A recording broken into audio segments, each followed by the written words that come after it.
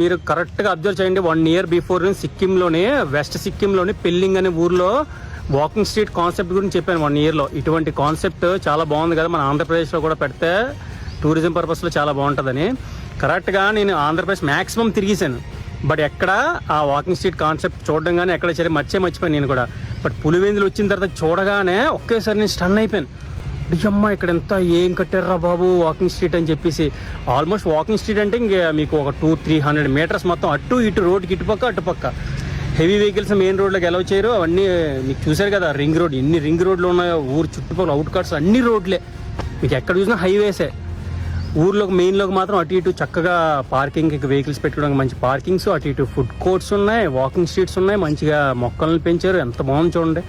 ఈ కాన్సెప్ట్నే నేను 1 year క్రితం మన ఆంధ్రప్రదేశ్ వస్తే బాగుంటుందని చెప్పాను. అలాంటిది ఇక్కడ ఇంత మంచిగా డెవలప్ చేశారండి.